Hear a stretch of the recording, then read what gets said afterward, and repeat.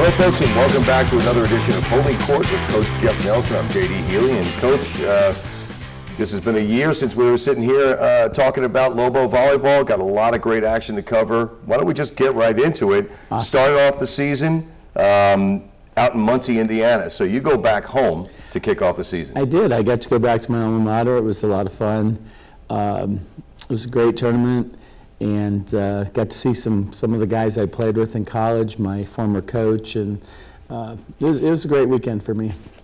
You started things off playing against Belmont, and as is usually the case, started out strong. You sweep Belmont in 3.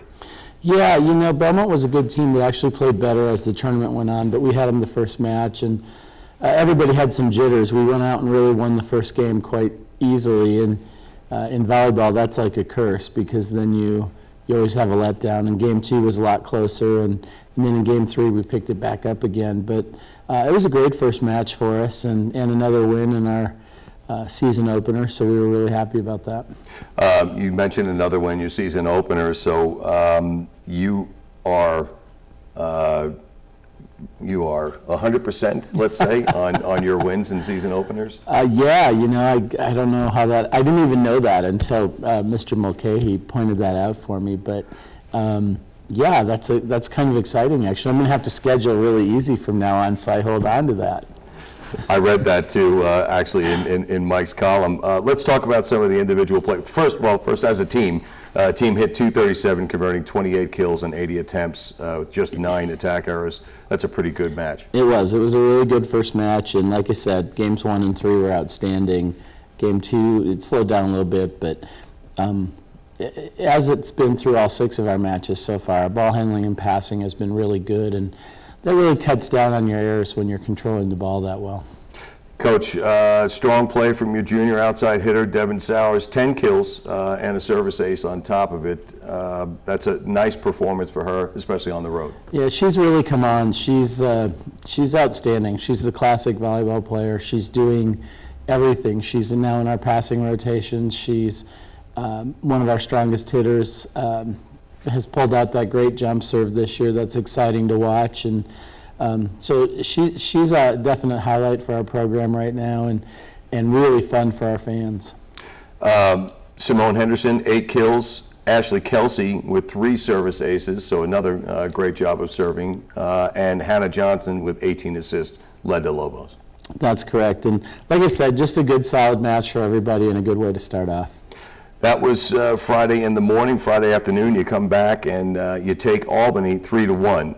It's 25-10, 20, and then you lose in the third, 28-26, coming back and cleaning things up in the fourth, 25-13. So that's quite a bounce back in the fourth. Well, and that may be a coaching thing. I might have gotten a little crazy with subs in game 3, but we felt like we were in a good place to make sure everybody got some court time out there, and got in and got over the jitters of starting the season. And so we made quite a few substitutions in game 3, and we actually got behind early but then came back and almost pulled it out. And so I was happy that we, like I said, worked through the jitters for some of the new players, and then in game 4 I went ahead and put my starters back in, so we had some momentum going into Saturday night's final.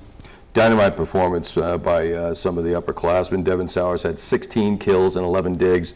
Julia Warren with 11 kills and 14 digs, so obviously both of them with double-doubles. And Cassie House logs 14 kills. So House, Warren, and Sowers, if they're all hitting well, this team is doing very well. Yeah, if we can get those 3 all on the same page. We haven't done that a lot yet, but when we do, we're going to be really tough to beat because they all 3 have really strong arms and they're good volleyball players. Mercedes Pacheco is just absolutely doing a great job for you. Comes in, this is her first season out of St. Pius, and you've had some pretty good luck with those St. Pius players. She had 12 digs. Yeah, Mercedes is really learning the ropes. She's come in from a good high school program. Obviously, Jeannie was her coach, and then a good club situation, and she's found her way into the lineup early. Learning some of the things that are transitional from high school to college. In high school, because she was so good, I think they pretty much gave her the run of the court, and she does run all over and everything, but we're a little bit more systemic in what we do. And so she's learning that part of it and learning to hold positions and do things a little differently, but she's getting better with every match. Her passing was really good this weekend, and I think she has a bright future.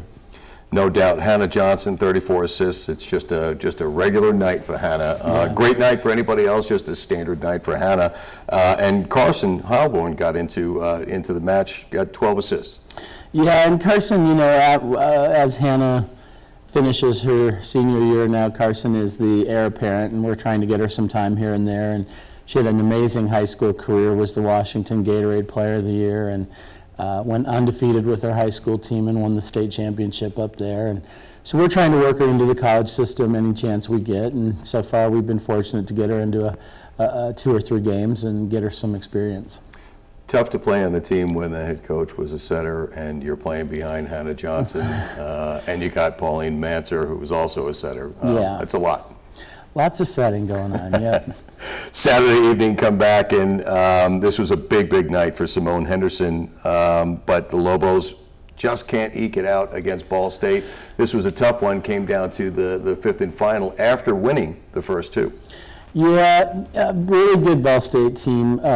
Their setting was outstanding. But the disappointment for us was we won the first 2 games pretty easily, 16 and 18, and then had a letdown. And came back in game 5 and actually had the lead, and then gave up a 6-point run at 9-7 to go down 9-13, and then came back again. Just couldn't quite close out. And we saw some of the things you see in the first weekend, and made some unfortunate mistakes, and I think some bad choices in game 5. But the good thing we saw that was the things that are important in volleyball, serving and passing, we were doing pretty darn well. And so I'm happy with the direction that's headed. And it was a fun night. I mean, it was a good match, and I think it was a good learning tool for us and a good starting point. So you leave that game, Lobos hit 247, 67 kills, 26 errors, 166 attacks. Simone Henderson, as we talked about, 21 kills on the night. That's a big night. Yeah, that's a career high for her, and that was a big night. She really kept us in the match a lot when we struggled in other places. Going to talk more about her as we talk about the homestand here after that. Hannah Johnson, 57 assists in that match. Cassie House with 14 kills, Sky Gillette with 10 kills, and Julia Warren with 19 digs. Mercedes Pacheco with 18 digs. 2 big defensive stands there by both Warren and Pacheco. Devin Sowers with 14 digs, and Hannah Johnson with 10 digs. So there's a lot of people flying around on the floor in that game. Yeah, we got to put more balls away so we don't have to dig so many. Outstanding. So you guys get on a plane, you come back home, and we have the Lobo Invitational this past weekend. Started off, and we were going into that game playing for your 400th win. Now I know you're not thinking about that, but I know that the players were definitely thinking about that, because they were definitely wanting to win that one for you at home at Ball State. But you know what? Kind of nice to be able to come home and have the chance to win it in the first match against the Santa Clara Broncos on Friday. It was, and Santa Clara's a really good team. They were in the tournament last year. They have everyone back. They play this just extremely fast offense that we hadn't seen before, and I thought it was going to be an exciting match, and it was. And what was really great was the adjustments we made and how well we handled it, because the speed of their game put a lot of pressure on us, and we just kept coming back with it, and I was really pleased with what happened. I got the feeling in 25, 22, 20, and 20, if you'd have played 10 games with them that day, they all would have been that close. That's how good these teams were matched up. I thought the Broncos really did a good job. The 3-0 sweep of them doesn't really indicate just how good that team was. It was a lot of fun being involved in that game. It was great calling that game with Jeannie Fairchild. Yeah, no, like I said, it was a great night, and it was fun for me. The players were great, and they battled and gave that 400th win to me. My mom and my sister and my brother-in-law were out to share it, and a bunch of friends came to the game. So it was a fun night, and I'm really grateful that I've been able to get there, and that these kids played so well on Friday night to give me that. Absolutely, and again, nice having an alum, on there, because you're a Lobo family. Just once a Lobo volleyball player, you're always a Lobo volleyball player, and you've been very good about that. Highlights of that game: 10 kills by Devin Sowers. Nobody else had more than 8 kills. Hannah Johnson finished with 30 assists, and Mercedes Pacheco again with a big night, 14 digs. Julia Warren had 12. Yeah, and we had to, those digs were big because they had some great seams because of how fast they run their offense, and both Julia and Mercedes came up with really big plays in that match. Nothing super flashy, but but they were going to make you earn every point against them. But you take it 3-0, and then we go into the match against Cal State Fullerton, and that one, the team was ready, came right out, and immediately put the pedal to the metal. Devin Sowers had a game-high 12 kills in this one. UNM served up 8 aces with Sowers, Warren, and Duran, all with 2 aces apiece. So that's saying a lot about the serving for the team.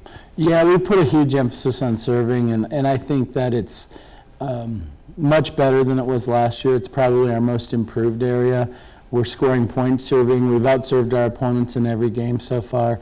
With that, you make a few more errors, but we're scoring points, and the balance of it right now is really good. And last year we were 10th in the conference in serving, and right now, after 2 weeks, we're first. And so I really like the direction that's going and what we're doing.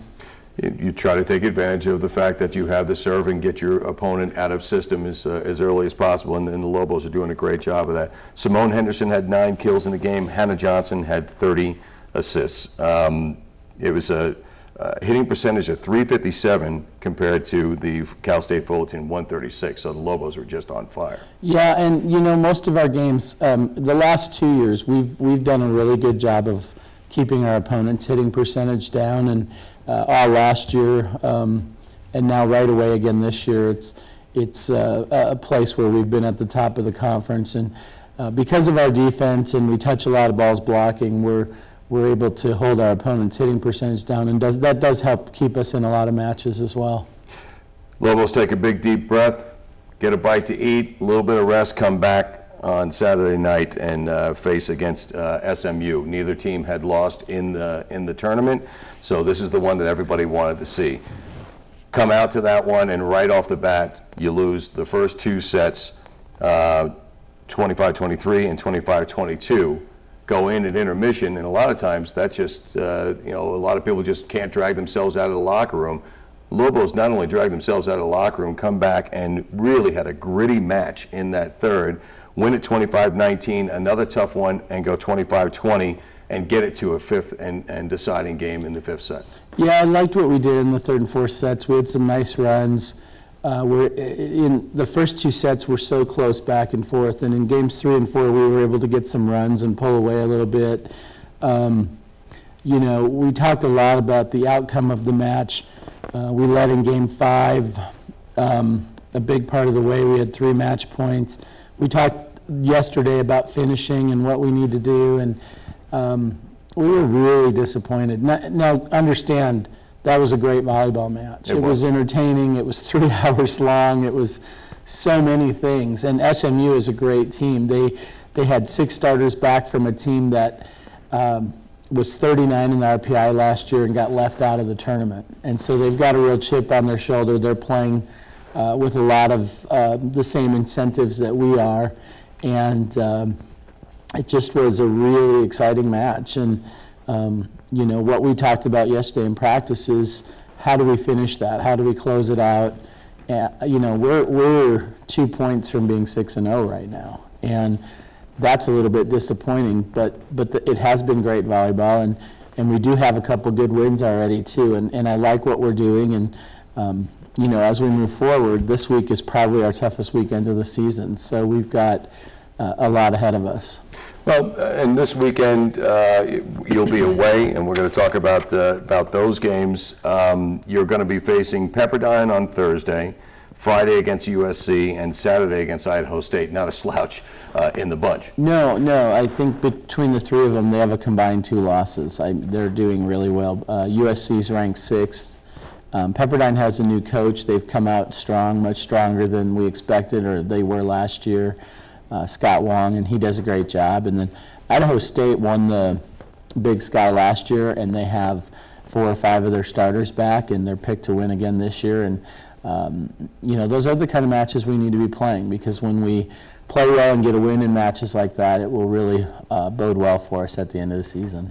Tough matches in the first week, tough matches in the second week. You travel on the road out to California this week, and then you come back for the Lobo Invitational. You'll face CSUN, LIU Brooklyn, and LSU.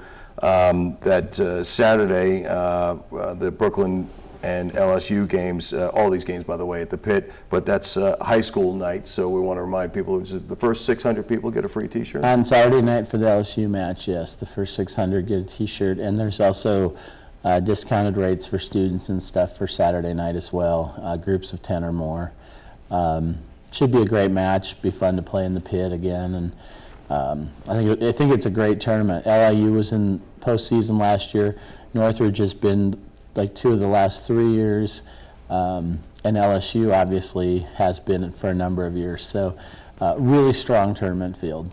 The first 4 weeks, as you look at this, people go, what the heck is he doing? Those are really, really tough matches, but there's a method to your madness. You do want those tough matches because it's good for your good for RPI right off the bat, but it's also really good to get these players an opportunity to play against people that maybe the next time they see them is in a national tournament. Well, we really looked at scheduling a number of teams between 20 and 50 in the RPI, trying to get some at home to round out our schedule and give us better opportunities for us and for the other teams in our conference at the end of the year. And I think we really succeeded with this schedule. You know, the win over Santa Clara was a great win for us against the WCC, which is a really good conference. You know, we've got to pick up a couple more here in the next couple weeks, but I think it's accomplishing a lot, and I think that it's what we needed to do. You know, we scheduled that match with USC. It wasn't initially on my radar to go to USC, but then they offered us a Pac-10 television match, or Pac-12, I'm sorry, television match, and in this day and age, you don't turn down a television match. So that got us out there, and we're excited about that. Friday night, our fans can get on the Pac-12 network and follow us. It's 8 o'clock Pacific, 9 o'clock Mountain Time. Yes, that is going to be great. It's going to be fun to watch you. I got a feeling we're going to see a lot more of the Lobos on TV in the future. After the first 4 weeks, we wrap those up, and you'll start off conference play after that. And just real quickly, talk a little bit about what the Mountain West Conference looks like, better and better each year. Yeah. Well, Colorado State's ranked 14th or 15th this week. I can't remember. I looked at it yesterday. Wyoming's receiving votes in the poll. UNLV looks solid. Boise looks the best that they've ever looked. So I think there's a really good top 5 or 6, and I think the bottom's coming up too. So I think this is a year where we do have the potential to get back to having 2 or 3 teams in the tournament, and I think our coaches have made a big commitment to that. I think Wyoming has a win over a Big Ten team already and a Pac-12 team already in Utah and Ohio State. Colorado State's got some good wins already. Our win over Santa Clara obviously was a big win for us. So there's a lot of good things happening early on in the conference, in our non-conference schedule, and I think it's going to bode well for us at the end of the year. Looking forward to it. Great season in play. We've gotten started. Wish you guys the best of luck as you head out to California. First game Thursday against Pepperdine. Go to golobos.com and look for the video link for that one. And of course, the game at 9 p.m. local time against USC on Friday is on the Pac-12 network. So let's all watch that one on TV. And then Saturday's game against Idaho State at noon should be streaming online as well. So, Coach, have a great trip out there. Thank you. Look forward to it when you get back here. And folks, we'll look forward to seeing you again on the next edition of Holding Court with Coach Jeff Nelson.